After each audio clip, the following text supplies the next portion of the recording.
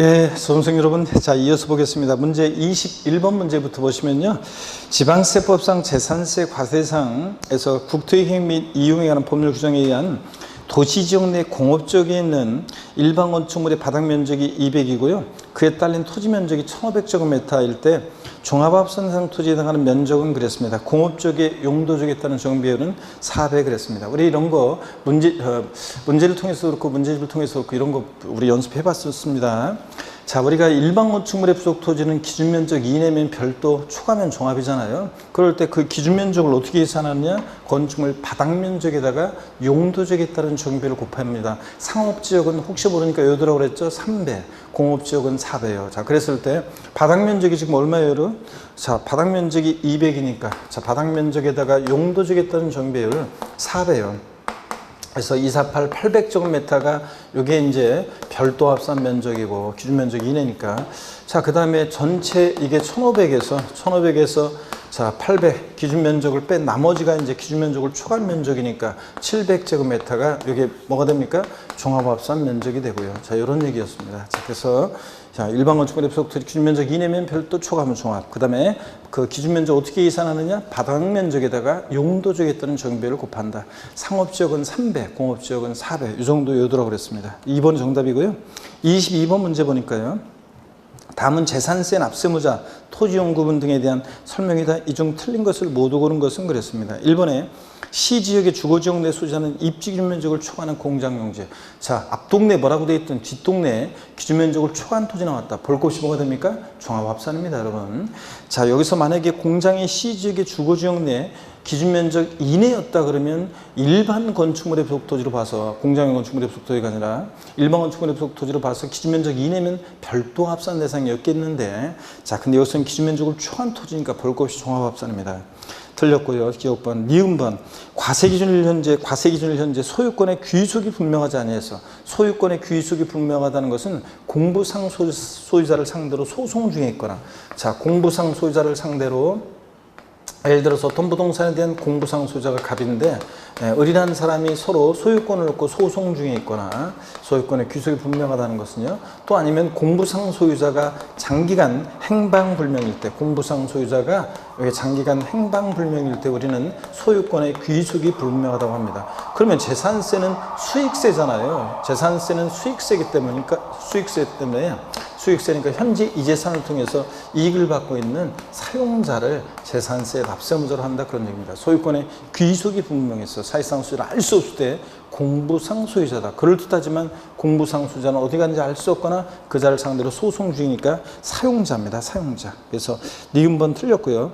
신탁법에 따라 신탁재산에 속하는 종합합산상 토지 과세 방법. 그래서 수탁자 고유재산에 속한 토지와 서로 합산하여 과세가 되는데, 여러분요, 수탁자 고유토지와 신탁토지는 왜 합산해요? 합산하지 않습니다, 여러분. 그렇죠? 합산하지 않고요. 근데 위탁자별로는 합산한다고 그랬습니다, 여러분. 위탁자별로는 합산. 그래서 신탁재산에 대한 특례 제가 다 정리해 드렸었습니다. 신탁법에 의한 신탁이요. 자, 갑과 을이 있는데 믿고 맡기는 사람 위탁자, 그 다음에 믿고 맡는 사람 수탁자 병이 있고요. 자, 그랬을 때 갑이라는 사람이 만약에 A 토지하고 A 다시 토지를 신탁했고 을은 B 토지를 신탁했습니다. 자, 위탁자로 구분되는 신탁재산이고요.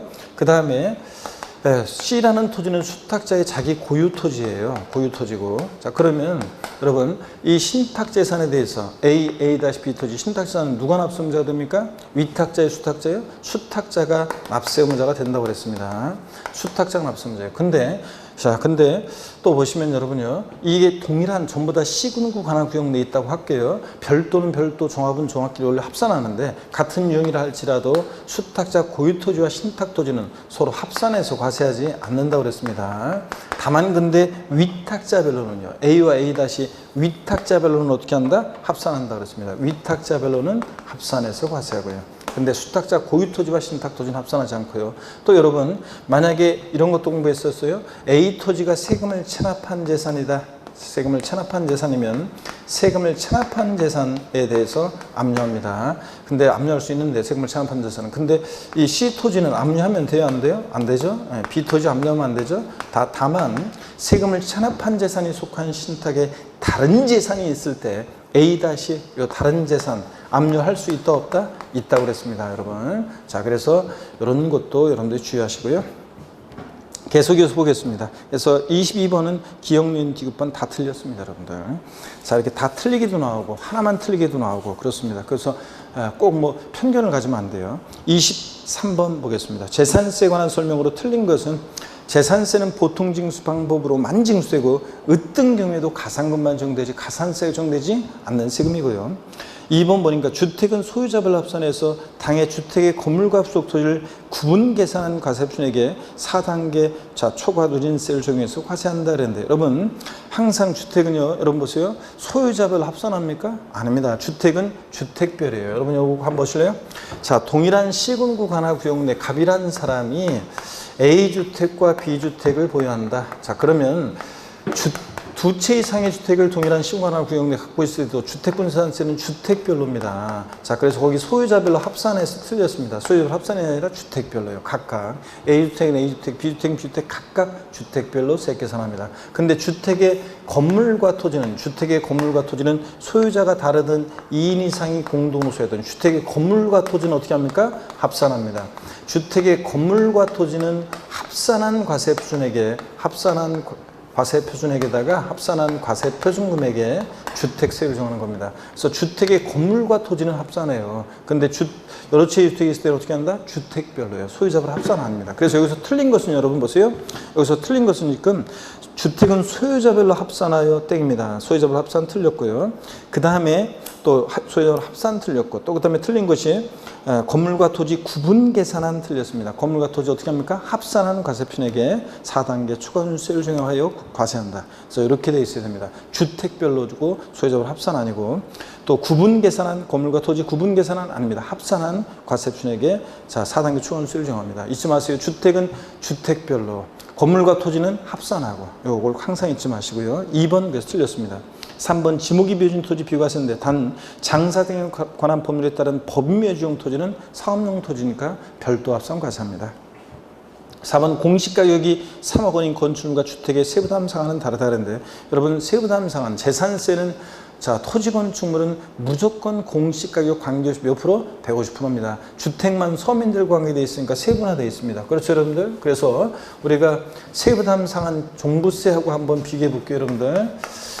자, 보유세 부담의 급격한 증가를 막기 위해서 전년도보다 일정한 상한을 못 넘게 합니다. 그럴 때 우리가 세부담 상한 비교해보면 재산세는 토지 건축물은 부자들이다 보니까 공시가격 관계없이 무조건 150%를 상한선으로 합니다. 자, 근데 전년도세에 150% 못 넘게 하죠. 전년도에 어떤 토지나 건축물에 대해서 공시가격이 3억이든 6억이든 초과했든 만약에 10만 원 재산세 냈다. 올해 납부할 산출세 계산했더니 19만 2천 원 계산됐다. 얼마를 납부할세고 그래? 15만 원 이겁니다. 자, 근데 주택은 서민들과 관계되어 있기 때문에 세분화되어 있습니다. 공시가격 3억 원이야 105%, 3억 원까지는 105%, 3억 초과 6억이야 6억까지는 110%, 6억 초과면 130% 이렇게 상한선 이렇게 130%입니다. 150% 아니라는 거 주택은. 근데 종부세는 부자들이다 보니까 자 보세요. 원칙적으로 150%를 기준으로 합니다. 2주택 이하다 150%. 자, 근데 조정대상 지역 내 2주택은 조정대상 지역 내 2주택은 요거요. 2주택은 200%입니다. 내년에 개정되지만 올해까지는 200%고, 그 다음에 3주택 이상이다. 자, 3주택 이상이다 그러면 요거 300%고요. 자, 그 다음에 종부세에서 세부담 상한선 토지는요, 별도든 종합이든 토지분은 150%입니다. 그러니까 종부세는 원칙적으로 부자들이니까 150%다. 다만 조정대상 지역 내 2주택 200%, 3주택 이상 300%. 요것만 주의하시면 됩니다. 재산세는 토지 건축물은 부자들이니까 150%, 주택만 서민들 관계되어 있으니까 세분화되어 있고, 6억 초과하더라도 150% 아니고 주택은 130%다. 요걸 딱 기억하시면 됩니다. 자, 그러면 여러분요. 자, 그래서 4번이요. 공시가격이 3억 원인 건축물 몇 프로입니까? 150%. 주택은 공시가격 3억 원일 때 몇 프로? 105%. 그래서 다릅니다, 여러분. 5번 재해 발생이 있는 경우에 재산세 표준세율의 50% 범위 안에서 가감한 세율은 언제까지 적용합니까? 당연도에 한해서만 적용한다. 다음 연도 땡, 5년간 땡, 해당 연도만요. 24번 문제 봅니다. 지방세법상 재산세 납세무자 과세표준 세율에 대한 내용이다. 틀린 거 그랬습니다. 1번 토지 건축물 주택에 대한 재산세 과세표는 과세일련제 시가총액에다 반드시 공정시장가를 곱합니다. 자, 토지 건축물은 몇 프로? 70%, 주택은 60% 곱한 금액입니다. 2번 법인이 소유하는 재산의 과세표는 개인 소유와 구별 없이 시가총액을 기준으로 한다. 여러분 항상 재산세 과세표는 재산가액인데 지자체 장이 결정합니다. 개인 소유, 법인 소유 구별하지 않고 항상 무엇으로? 시가총액을 기준으로 합니다. 3번 분리대상 토지는 분비, 건축물은 건비.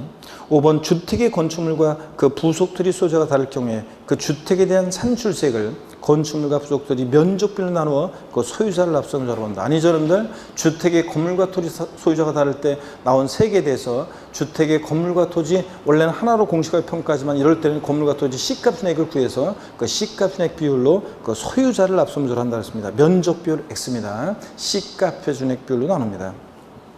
25번입니다.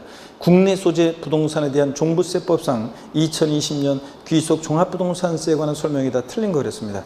토지에 대한 종부세 납기는 매년 9월 16일부터 9월 30일까지다. 여러분 재산세랑 헷갈리면 안 돼요. 종부세는 무조건 납기가 언제다? 12월 1일부터 15일까지입니다. 여러분들 토지분이든 주택분이든 재산세가 자 대상 종류에 따라 납기가 다르죠. 건축물, 선박, 항공기 7월 16일, 31일, 토지분 9월 16일, 9월 30일, 주택 부가정부세율세기 2분의 1은 7월 16일, 30일, 나머지 분의 1은 9월 16일, 9월 30일까지입니다. 다만 주택분 재산세 20만 원 이하일 때 조례로서 7월 달에 한꺼번에 부가징수 할 수 있는 거고요. 자, 토지분은 무조건 토지는 재산세에서 9월 달이고 근데 종부세는 무조건 토지분이든 주택분이든 12월 1일부터 15일까지입니다. 1번 그래서 틀렸고요.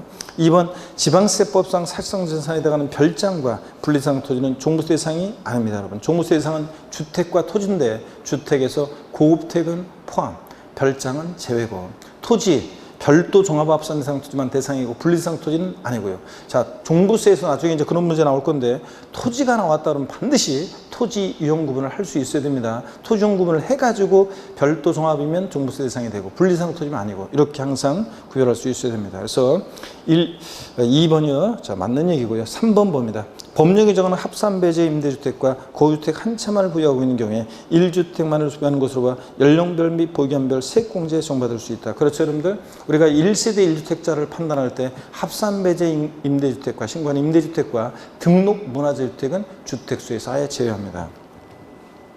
4번입니다. 원칙적으로 과세권자 결정이 납세무가 확정되지만 예외적으로 납세무자 신고납부 선택하는 경우에 신고하는 때 납세무가 확정될 수도 있습니다. 종부세는 원칙은 정부가 하니까 과세관청에서 결정하는 때 확정되지만 납세무자가 고의서 휴통해버리고 신고납부 선택하면 신고하는 때 확정될 수도 있고요. 그 다음에 공장용 건축물은 대상이다. 어떤 건축물이든 공장용이든 상가용이든 고불확장용이든 건축물은 종부세 대상이 아닙니다. 여러분. 자, 그 다음에 26번 문제 봅니다. 고주자 갑에 2020년 귀속 종합부동산세에 대한 설명이 다 틀린 거 그랬습니다. 1번 보니까요. 60세 이상의 직계존속을 동구영역에서 학감으로서 1세대를 구성하는 경우는 최초 학감으로 몇 년 동안? 10년 동안 각각 1세대로 봅니다. 혼인으로 인한 1세대 주택은 혼인한 날부터 5년 동안 각각 1세대로 보고 또 노부모 동구부양은 10년 동안 각각 1세대로 봅니다. 이번에 위 1의 경우에 직계비속이 단독소 1세대주택자이면 과세표준 계산할 때 최초 학간 후 10년 동안은 기초공제 3억 원을 공제받을 수 있습니다. 이렇게 1세대주택자로서 혜택을 받을 수 있고요. 3번입니다. 주택분 과세표준 금액에 대해서 해당 대상 주택의 주택분 재산세로 부과된 세액은 주택분 종부세 세액에서 공제한다. 이중과세를 피하기 위해서 종부세 부과 기준에 부과되어 있는 재산세액을 공제한다고 그랬습니다. 빼요. 그럴 때 재산세 표준세율의 50% 범위내에서 가감 조정된 세율이 적용될 때는 가감 조정된 세액을 공제합니다. 세부담 상한을 적용받을 때는 재산세 세부담 상한을 적용받은 세액을 공제한다는 거 잊지 마시고요. 시험에서 28회 시험 때는 가감 조정되기 전에 세액을 공제한다. 자, 세부담 상한을 적용받을 때는 재산세 세부담 상한을 적용받기 전에 세액을 공제한다는데 아니에요. 후에 그 세액을 공제합니다. 그 다음에 4번 1세대 2주택자로서 해당 주택을 과세일련제 3년 이상 보유한 경우에 보유기한별 세액공제 받을 수 있다. 아유, 답이 아니라고 그냥 손사래를 치고 있네.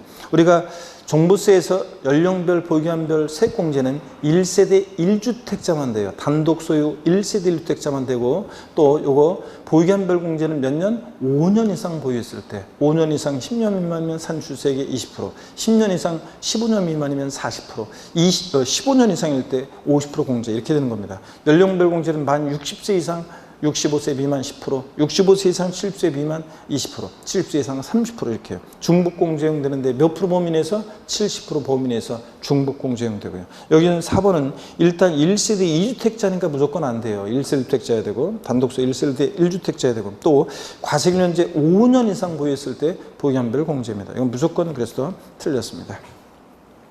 1세대 2주택자 틀렸고 3년 틀렸습니다.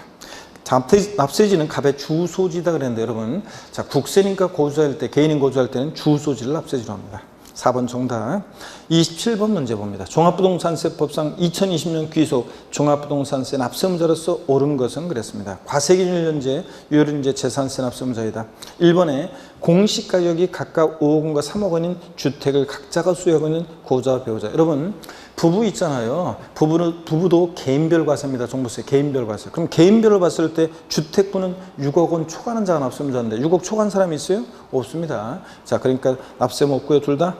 2번 공시가격이 70억 원인 상가부속 토지 규면적인을 소유하고 있는 법인. 자, 상가부속 토지는 별도 합산 대상 토지고, 그러면 별도 합산 대상 토지 납세의무자 기준은 공시가격 합한금액 얼마요? 80억 초과하는 자입니다. 나대지 잡종지 같은 종합합산 대상 토지 납세의무자는 5억 초과하는 자.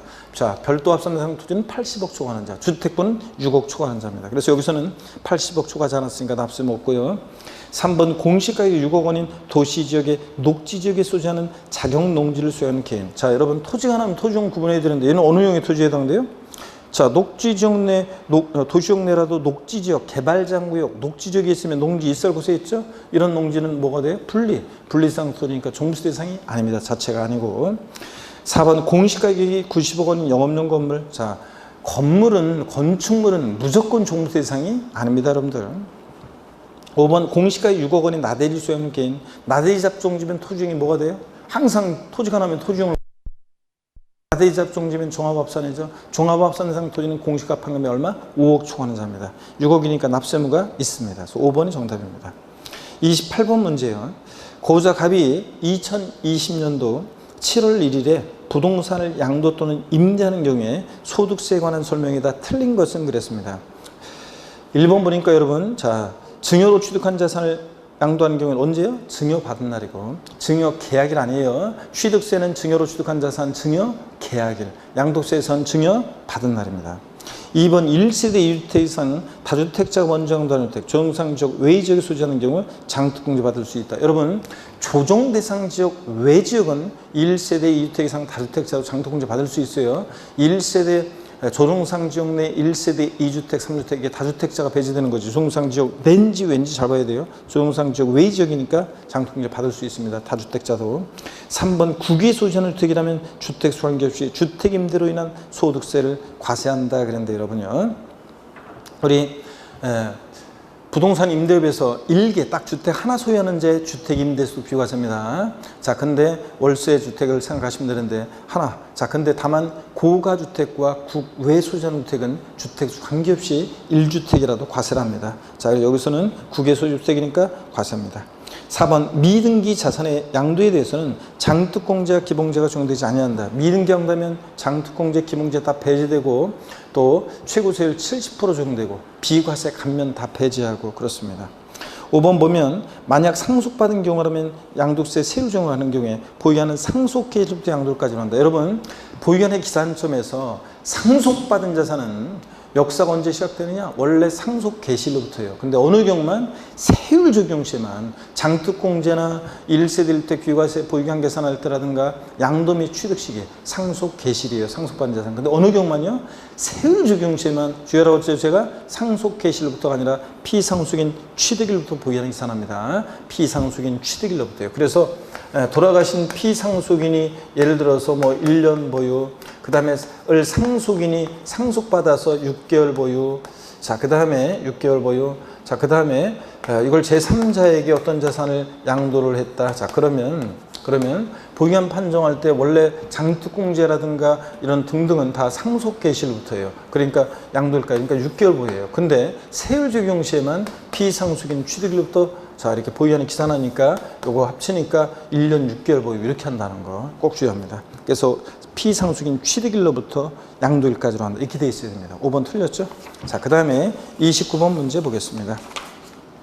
다음은 소득세법상 거주자가 국내 소재 부동산을 임대하여 발생하는 소득에 대한 설명이다. 이 중 틀린 거 그랬습니다. 1번에 공익사업과 관련한 지역권을 대여으로 발생한 소득은 사업소득이다 그랬는데 여러분 틀렸죠? 공익사업과 관련한 지상권, 지역권 대소득은 기타 소득입니다. 사업소득이 아닙니다. 여러분 여기 보세요. 우리 이쪽에서 한번 부동산이면요 부동산 임대업은 부동산 상의 부동산을 대여하거나 부동산 상의 권리를 대여함으로 발생한 소득입니다. 권리를 대여함으로 발생한 소득, 이게 부동산 임대업입니다. 자, 이게 부동산 임대업이니까 사업소득이죠? 이게 사업소득입니다. 근데 임대업인데 이 부동산에는 미등기 부동산 포함이죠. 그래서 미등기 부동산 대여소득도 사업소득입니다. 임대업. 근데 이 부동산 상해 권리대로 인한 소득에서 부동산 상해 권리에는 보세요, 여러분들. 자, 여기 전세권이라든가 또 부동산 임차권, 요 대여소득은 요건 당연히 사업소득입니다. 사업소득이고. 근데 요걸 주의하라고 그랬어요. 지상권이라든가 지역권, 지상권과 지역권, 요 대여소득은 지상권과 지역권 대여소득은 요거는요. 공익사업과 관련된 것은 요거 보고요. 요거 공익사업과 관련한 것은 뭐고? 요거 자, 기타 소득이고요. 기타 소득이고 공익사업과 무관한 것이 여기 이제 지상권, 지역권 대소득이 여기에 사업소득이라고 그랬습니다. 사업소득.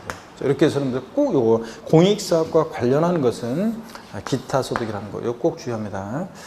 자, 그 다음에 계속 이어서 보겠습니다, 여러분들. 그래서 1번이 정답입니다. 1번은 기타 소득이고요. 2번 봅니다. 다가구 주택은 하나 유태로 보세요. 여러분, 다가구 주택이요. 자, 지방세에서 다가구 주택은 주택법상 단독주택인데도 공동주택과의 과세형평을 위해서 자, 독립하여 구입이 된 부분을 1구의 주택으로 봅니다. 매 한 가구마다 독립한 1구의 주택으로 봐요. 근데 종합부동산세에서 다가구주택은 전체를 한 개의 주택으로 보고 양도소득세에서도 다가구주택을 가구별로 분양하지 않고 하나의 단위로 양도하면 하나의 주택, 단독주택 양도로 보고요. 부동산 임대업에서도 주택수계산을 할 때 다가구주택은 전체를 한 개의 주택으로 봅니다. 그래서 국세에서 다가구주택은 한 개의 주택으로 보대요. 맞습니다. 구분 등기된 경우는 각각을 1개의 주택으로 계산하고요. 3번입니다. 과세기간 종료일 또는 주택 양도일 현재 기준시가 9억 초과하는 고가주택 임대소득은 주택수 관계없이 과세하고요. 4번입니다. 부동산 임대소득은 총수익 금액에서 필요경비를 차감하여 계산하며 그렇습니다. 부동산 임대소득의 필요경비 계산은 사업소득의 필요경비 계산을 준용한다. 맞습니다. 이렇게 한번 눈에 두시고요. 부동산 임대 사업소득 금액은 총수익 금액에서 필요경비를 빼고요. 자, 그 다음에 5번입니다. 주택임대사업자의 미등록가산세 2020년 올해 신설 규정이죠. 사업개시로부터 등록을 신청한 날에 직전일까지의 주택임대수익 금액이 얼마예요? 1,000분의 2, 0.2%라는 거 꼭 기억하셔야죠. 자, 그래서 1번 정답이고 39번 문제 보겠습니다.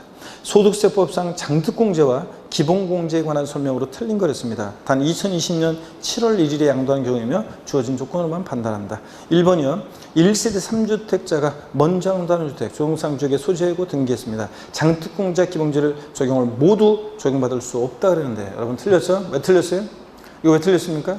자, 여러분 조정대상 지역 내 다주택은 장특공제 배제입니다. 자, 근데 단 왜 그래요? 기본공제는 여러분 양도 기본공제는 뭐만 아니면 미등기 양도만 아니면 싹 다 깔아준다고 그랬잖아요. 그래서 양도 기본공제는 자산의 종류, 보유한 관계없이 공제받을 수 있고 국외자산 받을 수 있고 또 비삼용 토지 되고 또 조정상정 내 다주택도 장특공제 받을 수 있습니다. 기본공제는 뭐만 배제된다고요? 미등기 양도만 아니면요. 자, 그래서 1번 기본공제 받을 수 있습니다. 1번 틀렸고요. 2번 미등기양도라는 하는 토지라면 양도책이 1억 원이 계산됐다면 양도소 과세표준 금액은 1억 원이 된다. 그렇죠, 여러분들? 우리가 미등기양도 하게 되면 여기 보세요. 미등기양도 하게 되면 장특공제 기본공제를 다 배제하는데요. 보세요. 저한테 배운 분들은 가, 필, 차, 장, 그 다음에 읊어보세요, 여러분들. 소, 기, 과입니다. 자, 그러면 양도소득세 과세표준과하는 과정이요. 갑, 필, 차, 장, 소, 기, 과 이렇게 적었습니다. 미등기양도 하게 되면 미등기양도하는 자산은 장특공제와 기본공제가 다 배제돼요. 장특공제, 기본공제 다 배제되니까 미등기양도하는 자산은 양도차익과 소득금액이 일치하고 양도소득금액과 과세표준금액이 일치하고 그래서 미등기양도하는 자산은 양도차익이 곧 양도소 과세표준금액이 됩니다. 양도차익 1억이다. 과세표준금액은 얼마예요? 1억입니다. 빼는 게 없으니까. 그래서 맞는 얘기고요. 그 다음에 3번 지문 봅니다. 법령 규정하는 비사업용 토지 등기되고 3년 이상 보유한 경우 양도하는 경우 장특공제와 기본공제 모두 중 받을 수 있다. 여러분 비사업용 토지는 장특공제 받을 수 있습니다. 등기되고 3년 이상 보유하면 기본공제는 원래 기본적으로 깔아주고요. 자, 그래서 받습니다. 4번 장특공제는 양도 자산별로 각각 공제 이용하지만 기본공제는 소득별로 연 250만 원을 공제합니다. 맞죠, 여러분들? 장특공제는 양도하는 자산별로 10번이든 20번이든 요건 갖추면 해주고 못 갖추면 안 해주고 이렇게 합니다. 근데 기본공제는 소득별로 각각 연 250만 원 공제하고요. 5번입니다. 양도소 기본공제를 이용할 때 양도소득금액에 관련 법률에 따른 감면소득금액이 있는 경우에는 그 감면소득금액 외에 양도소득금액에서 먼저 공제하고 감면소득금액 외의 양도소득금액 중에서는 해당 과세기간에 먼저 양도한 자산의 소득금액에서부터 순차로 공제합니다. 순서대로. 맞습니다. 31번 문제 봅니다. 거주자 갑이 2020년 4월 13일 국내 소지하는 토지를 양도한 경우 양도세에 관한 설명으로 옳은 거 그랬습니다. 1번의 예정신고는 6월 13일까지 토지 소지 관한 세무세야 한다. 여러분 그래요? 아닙니다. 양도세는 양도일이 속하는 달의 말일로부터 2개월입니다. 양도일이 속하는 분기 아니고 양도일로부터 아니고 양도일이 속하는 달의 말일로부터 2개월입니다. 그러니까 4월 13일이 양도일이니까 양도 속한 달의 말일로부터 2개월이니까 6월 30일까지입니다. 6월 30일까지.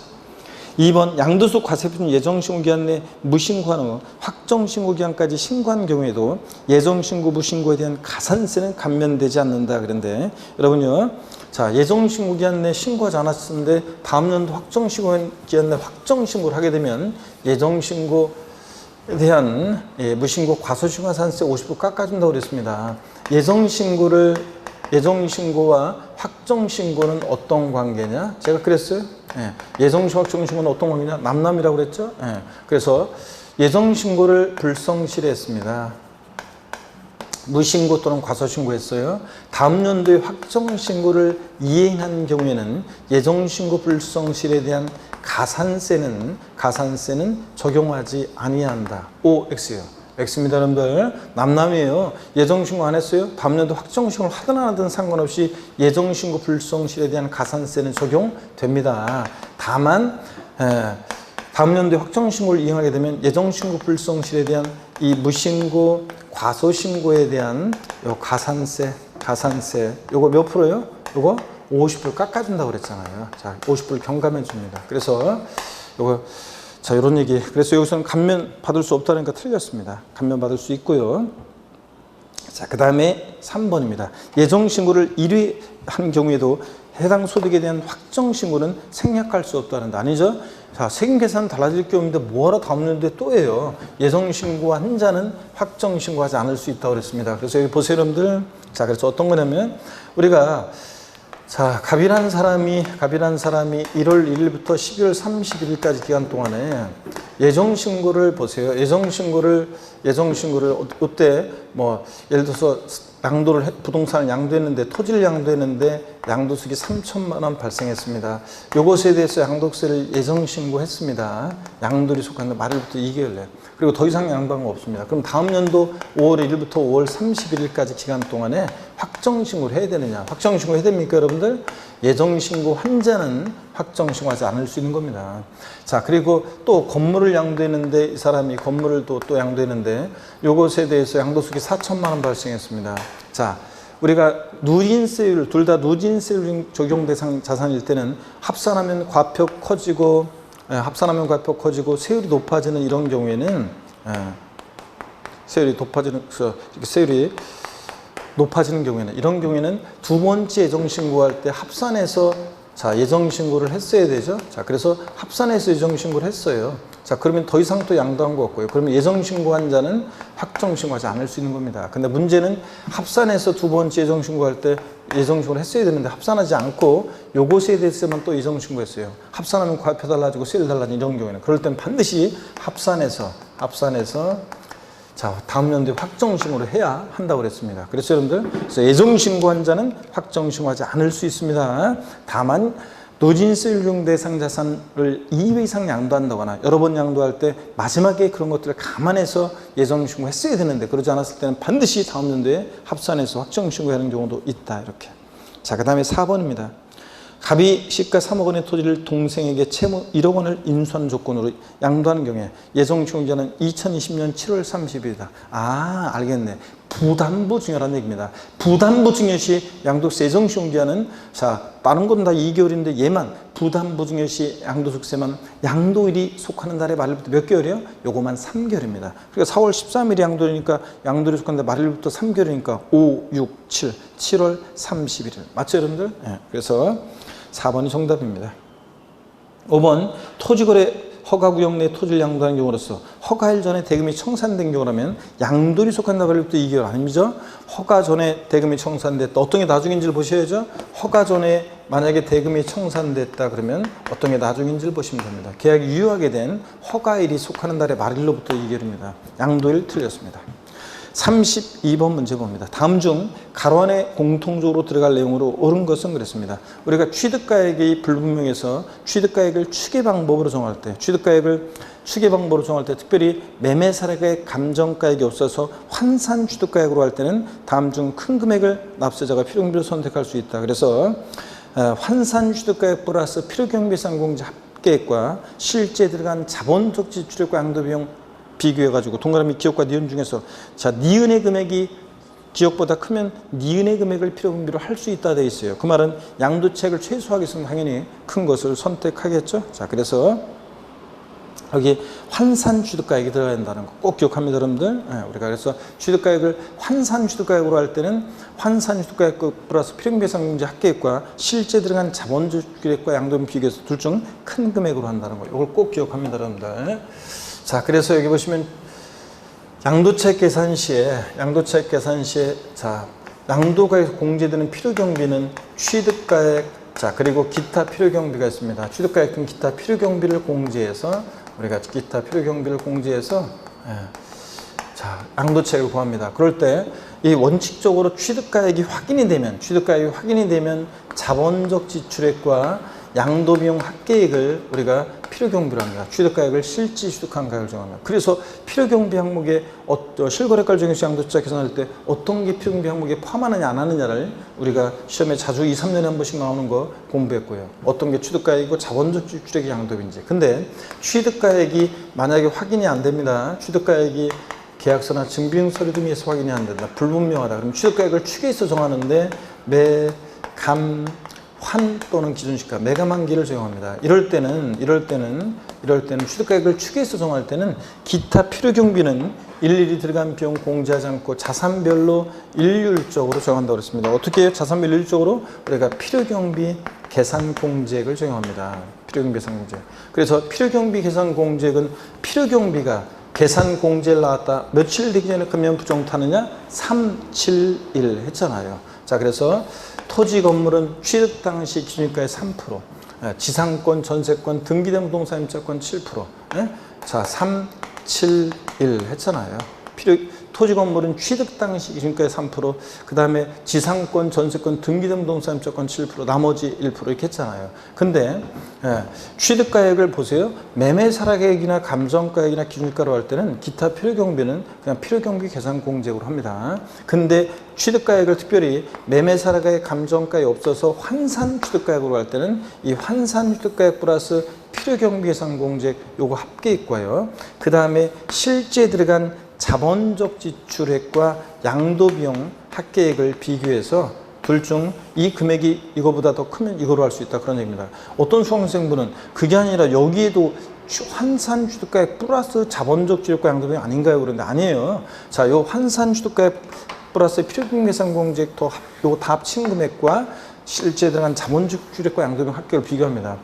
실제로 일반적으로는 당연히 이거보다는 이게 당연히 크겠죠. 근데 뭐 맹지를 취득해서 진입도로가 없다거나 뭐 사방 사업하는데 비용이 많이 들었다거나 그러면 이 비용이 취득가액이 얼마 안 되고 그러면 이게 더 클 수도 있다 그런 얘기입니다. 그래서 할 수 있다 그런 얘기. 그래서 여기서 2번이 정답이고 33번 문제 봅니다. 소득세법상 양도세 과세상이 아닌 거 그랬습니다. 1번 사업에 사용하는 건물과 함께 양도는 영업권. 여러분 영업권은 반드시 사업에 사용하는 자산, 토지, 건물, 부동산에 관한 권리 이런 사업에 사용하는 자산과 함께 양도할 때 영업권만 대상입니다. 단독 영업권만 양도하면 기타 소득세 대상이고요. 자, 그래서 1번은 맞습니다. 대상이 되고 2번 개발재원계획 지원 및 관리하는 특별조치법 등에 따라 건물을 이축할 수 있는 권리. 이축권은 반드시 부동산과 함께 양도할 때 이축권이 대상이지. 자, 이축권 가액만 별도로 평가해서 구분 신고할 때는 기타 소득세 대상입니다. 그래서 2번은 양도세 대상이 아닙니다. 반드시 이축권은 부동산과 함께 양도할 때 이축권만 대상이다. 그래서 2번 대상이 아니고 정답입니다. 3번 등기되지 않은 지상권, 지상권, 전세권은 등기와 무관하게 대상이 됩니다. 부동산 임차권만 반드시 등기된 부동산 임차권이 대상이고 미등기 부동산 임차권 아니고요. 근데 지상권, 전세권은 등기와 무관하게 대상이 됩니다. 4번 법인의 주식을 소유하는 것만으로 시설을 배타적으로 시설물을 이용하게 되는 경우에 그 주식이요.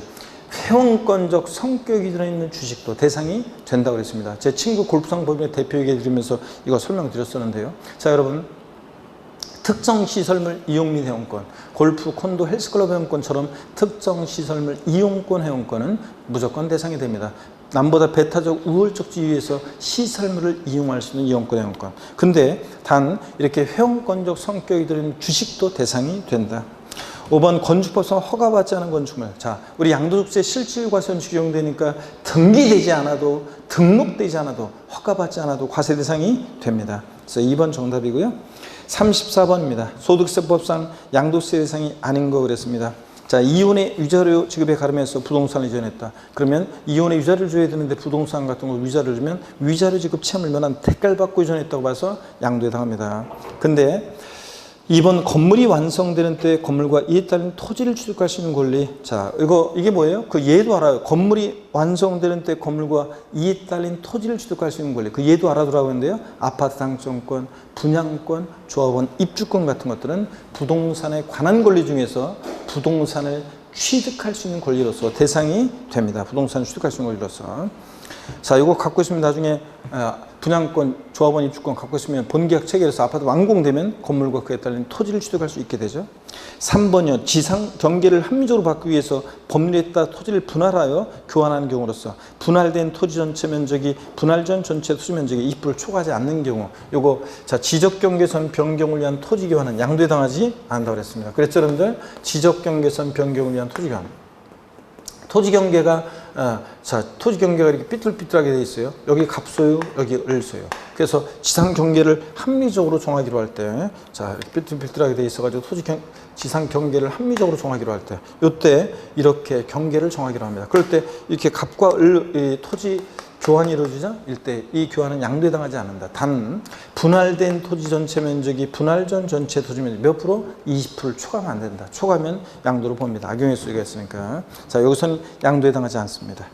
자, 계속 보시면 3번 정답이고 4번 공유 토지를 분할하면서 등기부등본상 본인 지분이 감소됨으로써 감소분에 대해서 대가를 지급한 경우 지분의 변경 없는 공유물의 단순 분할은 양도에 당하지 않습니다. 원래 자기 지분 자기가 갖고 간 거니까 대가 없잖아요. 근데 지분이 변동하는 공유물 분할의 경우에 지분 감소로 변동되면서 대가 받고 공유지분권을 넘기면 양도에 당합니다. 5번이요. 부동산 매매 계약을 체결한 자가 계약금만 지급한 상태에서 양도하는 권리 이전인 경우. 자, 부동산 매매 계약 체결하면서 계약금만 지급한 상태에서 명의가 바뀌면 이거 시동생 명의로 아파트 분양 계약을 체결했다가 계약금은 시동생 명의로 치르고 잔금 치기 전에 애들 아빠 명의로 명의를 바꾸려고 하는데 어떤 세금이 문제될 수도 있나요? 양도세가 문제될 수 있다고 그랬죠? 부동산을 취득할 수 있는 권리를 양도했다고 봅니다. 부동산 매매 계약을 체결한 자가 계약금만 지급한 상태에 양도하는 권리도 자, 부동산을 취득할 수 있는 권리로서 대상이 된다. 그 다음에 35번 문제 보겠습니다. 35번 보니까요. 다음은 소득세법 시행령에 정하는 조정대상 지역 내에 소지하는 등기된 주택을 고자 갑이 2020년 7월 1일 이후 양도하는 경우에 양도세에 관한 설명이다. 틀린 것은 그랬습니다. 단 조정상 지역 공고일 이후에 취득한 주택이며 주어진 조건만 판단한다. 여러분 1세대 주택 비과세 적용받기 위해서 보유한 중 2년 이상 거주한다. 여러분 조정 대상 지역 내 주택은 자 1세대 1주택 비과세 받으려면 보유한 중 2년 거주해야 되죠. 2번 1세대가 1주택과 1조합 주권을 보유다가 주택을 양도하는 경우 장독공제 받을 수 없다. 자 조정상 지역 내 1세대 2주택이나 3주택은 원칙적으로 장독공제 받을 수 없습니다. 3번 위 2의 경우에도 양도소 기본공제는 적용받을 수 있습니다. 여러분 기본공제는 싹 다 깔아주니까 믿은 경우만 아니면 4번입니다. 거주기간에 관계없이 양도세 과세는 1세대주택 10년 보유의 경우 양도세액의 100분의 80을 장기 보유 통지로 공제받을 수 있다. 여러분 양도소득세 과세되는 1세대 1주택 고가주택 같은 애들은 장특공제를 왕창 줍니다. 보유연수에 몇 프로씩? 보유연수에 8%씩 해가지고 24%부터 80%까지 확대 적용해 줍니다. 근데 이거 확대 적용 받으려면 몇 년 거주해야 돼? 2년 이상 거주해야지만 확대 적용 받습니다. 2년 거주를 못하면 일반적인 공제율 요거 6%부터 30%까지만 적용받습니다. 그래서 여기서는 거주기간에 관계없이 이게 틀렸습니다. 2년 이상 보유한 경우에만 확대 적용 받습니다. 4번 틀렸고요. 거주기간 관계없이가 틀렸어요. 2년 거주해야 됩니다. 5번이요. 조정상 지역 내 1세 3주택에 해당하는 주택을 1년 미만 보유하고 양도하는 경우에 기본 수율에다가 20% 할증한 세율과 40% 세율 중에서 계산하는 세액 중 어떤 거? 큰 것을 그 세액으로 한다. 그렇죠, 여러분들? 원래 1년 미만이면 40%인데 원래 조정상 지역 내 이렇게 3주택은 기본 세율 6에 42%에다가 20% 할증한 세율 그래서 26%부터 62%까지 이 초과준세율과 40%하고 둘 중 큰 세액으로 합니다. 36번 보겠습니다. 소득세법상 고자 갑은 국내에 소지하는 부동산을 배우자인 고자 을에게 증여했고요. 을은 증여받은 부동산을 증여받은 날부터 5년 내 특수관계 없는 병에게 양도한다고 가정할 경우 이에 대한 설명으로 옳은 것은 그랬습니다. 여러분 이거 보니까 배우자로부터 증여받아서 몇 년 양도하고 있습니까, 여러분? 배우자로부터 증여받아서 몇 년 양도하고 있어요? 5년 양도하고 있잖아요. 배우자로부터 증여받아서 5년 내. 그러면 이율과세 특례가 나오면 배우자 직계존비속간 보세요. 배우자 또는 직계존비속간에 배우자 또는 직계존비속간 증여받은 재산에 대한 증여재산에 대한 이월과세 특례가 나오잖아요. 이월과세 특례가 나오면 그러면 이제 여러분이요. 보세요. 배우자 직계존비로부터 어떤 재산을 증여받았어야 되냐면 다른 건 안 되고 토지, 보세요. 토지, 건물, 그 다음에 무슨 이용회원권, 골프회원권 같은 무슨 이용회원권, 그 다음에 또 이제 하나 추가된 게 이제 작년에 추가된 게 부동산을 취득할 수 있는 권리요. 분양권 같은 우리가 부동산을 취득할 수 있는 권리 이런 것들을 증여받아서 양도했어야 되는데 이율과세 특례 나오면 문제 옆에다가 갑을 병 이렇게 해놓고 문제 풀으라고 그랬습니다. 그래서 여러분들 이렇게 갑을 병 해놓고 증여자, 수증자, 제3자입니다. 그럴 때 배우자 직계존비로부터 증여받아서 몇 년 내 양도할 때 특례가 적용돼요? 5년 내 양도하면 특례가 적용됩니다. 증여받아서 5년 양도하면 그럴 때 누가 납세의무자가 된다고 그랬어요? 납세의무자는 수증자입니다. 납세의무자는 수증자가 얘가 납세의무자예요. 그런데 양도소득세 계산 시에 취득가격이라든가 보유기간 취득일은 다 증여자가 취득한 날부터 부기한을 계산하고 증여자가 취득한 가격으로 해서 양도세를 계산한다고 그랬습니다. 증여받은 당시 가격이 아니라. 그래서 1번 보니까 양도세 납세의무자는 갑이다 그랬는데 아니고 누구라고요? 수증자 을입니다. 그 다음에 2번 토지 건물 이용회원권 뿐만 아니라 부동산을 취득할 수 있는 권리 건물이 완성되는 때 그 건물과 이에 딸린 토지를 취득할 수 있는 권리를 포함해서를 증여받은 경우에도 특례는 적용합니다. 작년부터 부동산을 취득할 수 있는 권리도 이율과세 특례 자산에 대상 자산에 포함됐다는 거. 2번이 맞고요. 3번 봅니다. 증여 이율과세 규정을 적용해서 계산한 양도 결정세액이 증여 이율과세 규정을 적용하지 않고 계산한 결정세액보다 더 적어요. 특례 적용합니까? 안 합니다. 아니 이거는 우리 납세자 입장에서 생각하시면 안 된다고 그랬어요. 과세조건자 입장에서 생각해보면 이율과세 특례를 적용해서 계산한 것이 특례 적용하지 않고 계산한 것보다 더 적대요. 그럼 뭐로 특례를 적용해? 특례 적용하지 않습니다. 4번입니다. 사망으로 혼인관계가 소멸된 경우에도 특례는 적용한다는데, 자, 양도 당시에 배우자로부터 증여받아서 양도할 시점에 혼인관계가 소멸된 경우도 특례는 적용합니다. 이혼했어도. 그렇지 않으면 다 그냥 가짜로 이혼한다고 그랬잖아요. 그래서 그러니까 혼인관계 소멸된 경우도 특례는 적용합니다. 다만 사망으로 혼인관계가 소멸된 경우는 악용의 소지가 없잖아요. 특례 적용하지 않습니다. 또 5번 1세대 1주택 비과세 요건 갖춘 주택을 양도할 때도 특례는 적용하지 않습니다. 근데 여기처럼 또 5번처럼 양도소득 비과세 대상에서 제외되는 1세대 고가주택을 양도할 때도 특례는 적용하지 않습니다. 여러분들. 자, 이렇게 해서 적용한다니까 3, 4, 5번 다 틀렸습니다. 특례 적용하지 않는 것도 3, 4, 5번도 알아두시고요. 그 다음에 37번 문제 보겠습니다. 다음은 소득세법상 양도세에 관한 설명이 다 틀린 거 그랬습니다. 단 국내에 소유자는 자산을 양도한 경우이다.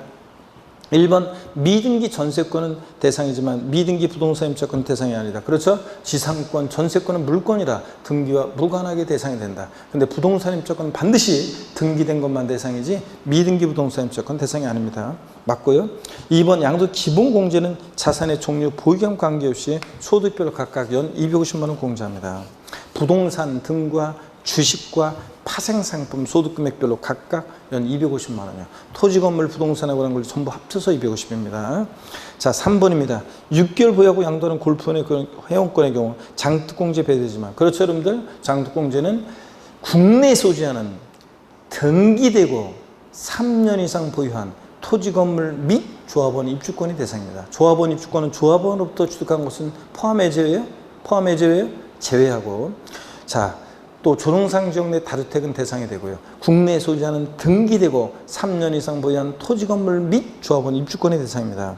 자, 그래서 골평권 같은 건 아니에요. 또 기본공제는 근데 하여튼 뭐만 아니면 미등기 양도만 아니면 자산 종류, 부경 관계없이 싹 다 깔아주니까 대상이 되고요. 4번입니다. 미등기 자산, 법령이 정하는 등기 의지하는 자산 제외하고 의양도의 경우에 양도책 계산 시 필요경비공제는 적용받을 수 있다. 그렇죠? 미등기 양도하더라도 필요경비계산 공제 371에서 토지, 건물 같으면 토지, 건물은 취득 당시 기준시가에 취득 당시 기준시가에 공제율 3% 적용합니다. 근데 미등기 양도한 자산은 필요경비 계산 공제 적용을 배제하는 것은 아니고 미등기 양도한 자산은 불이익이 있습니다. 0.3% 1,000분의 3 0.3% 필요경비 성제를 적용합니다. 자, 그렇죠 여러분들? 필요경비 성제를. 자, 그 다음에 계속 이어서 봅니다. 5번 지문 보니까요.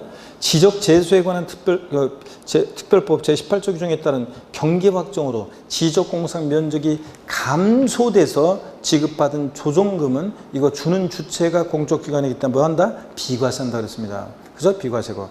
면적이 감소돼서 지급받은 조정금 비과세고. 자, 지적공상 면적이 증가돼서 징수한 조정금은 양도세 예산 시에 이 토지 소유자가 이 토지를 나중에 갖고 있다 팔 때 취득가액에 포함하지 않습니다. 왜냐하면 이게 지적 공부상으로만 면적 늘어나고 줄어들고 그러다 보니까 조정금 주는 거지 실제 토지를 주고 띄어서 붙이고 이렇게 하는 게 아니기 때문에 실제 토지 취득할 때 낸 게 아니기 때문에 그렇습니다. 자, 그래서 이 면적이 감소돼 지급받는 조정금 뭐 한다? 비과세입니다. 이거 꼭 알아두라고 그랬습니다. 작년에 신설된 규정 시험에 안 나왔으니까 꼭 알아둡니다. 5번 틀렸습니다. 비과세고요. 38번 문제 봅니다. 소득세법상 제101조 양도소득의 부당행위 계산 부인 규정을 증여 후 우회 양도에 관한 설명으로 틀린 거였습니다. 다만 양도소득에 해당 수용자에게 실소로 귀속된 경우는 아니다. 여러분 아까 이율과세 특례가 나오면 이율과 배우자 직계 전비속간 이율과세 특례 나오면 갑을병 이렇게 해놓고 문제 풀으라고 그랬고요. 그 다음에 부당행위 계산 부인 특례는 두 가지가 있는데 특수관계자 간에 부당행위로 계산된 부당행위 계산 부인 특례입니다. 부당계산 부인 특례도 두 가지가 있는데요. 하나는 특수관계자 간에 증여 후 우회 양도가 있고 그 증여 후 우회 양도. 또 하나는 특수관계자 간에 시가보다 낮게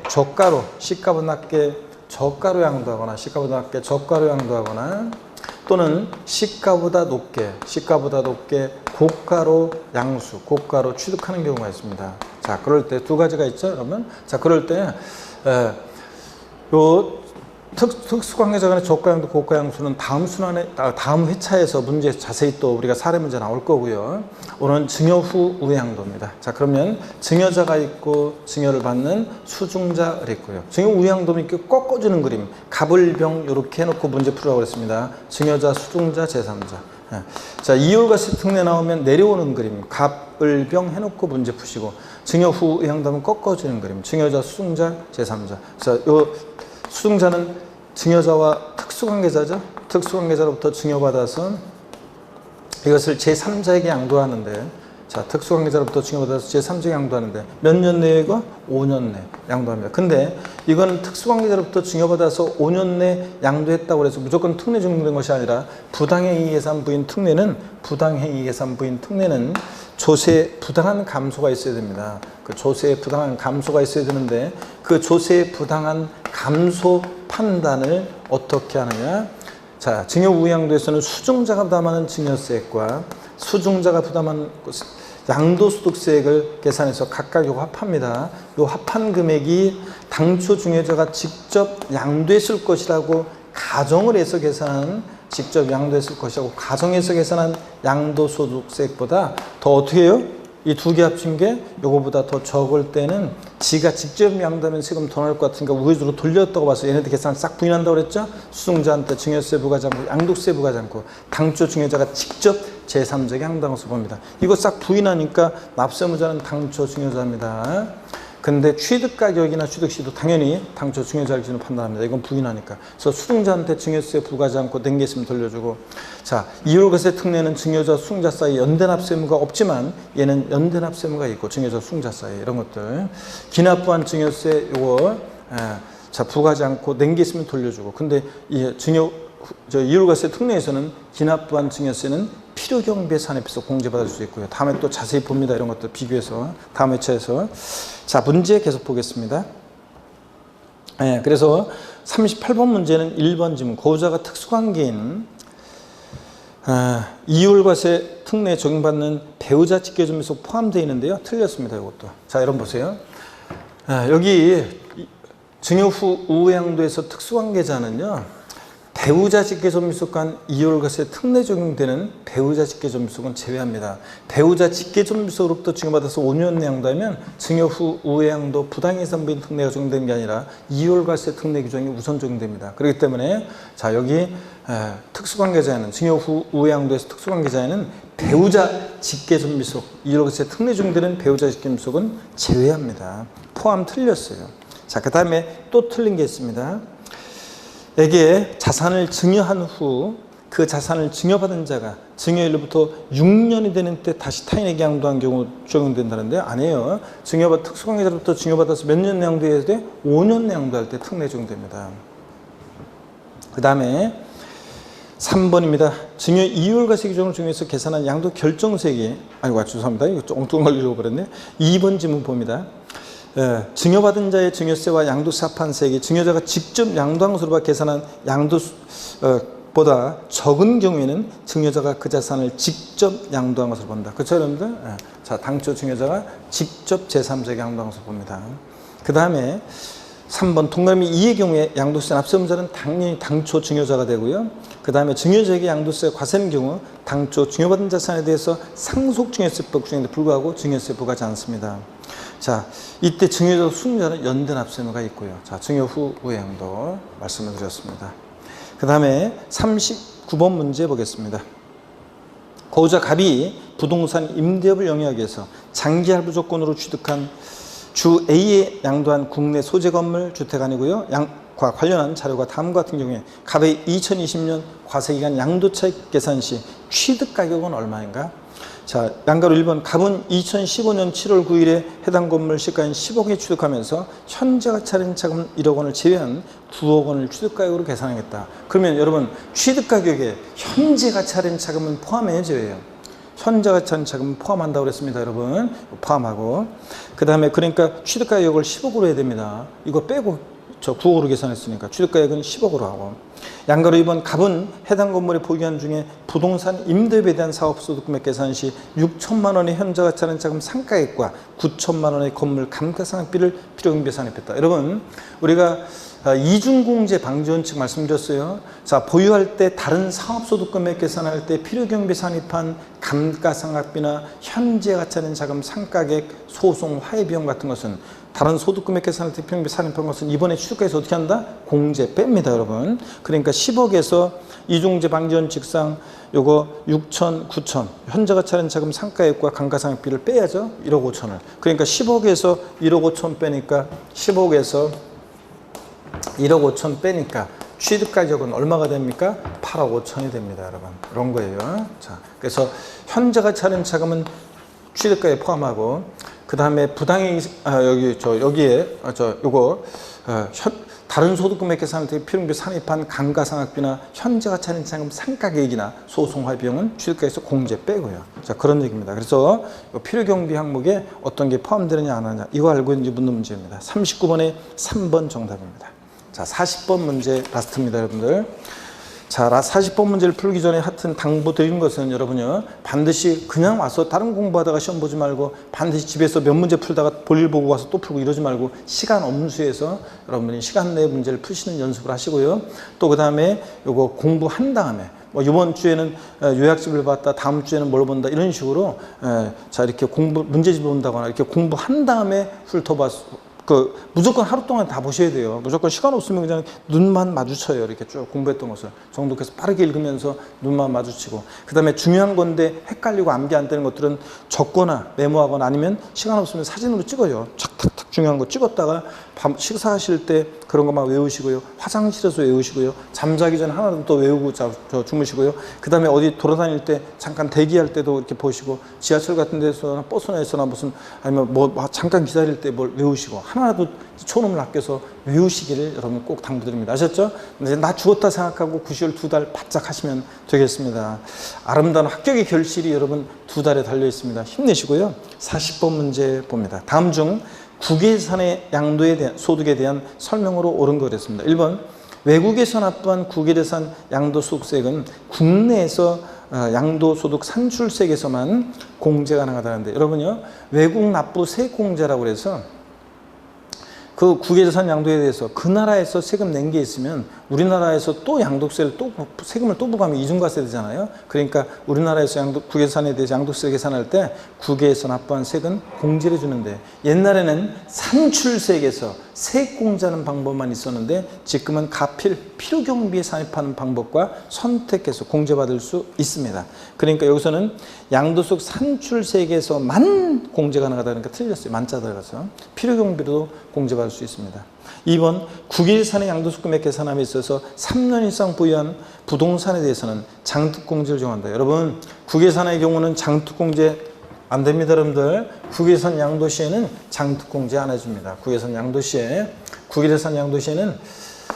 자, 국외자산 양도 시에는 장특공제 안 해줍니다. 우리가 다른 나라의 국가공제까지 뭐라 신경 써요? 장기보유공제 안 해줍니다. 근데 기본공제는 기본적으로 깔아줍니다. 기본공제는 깔아주고요.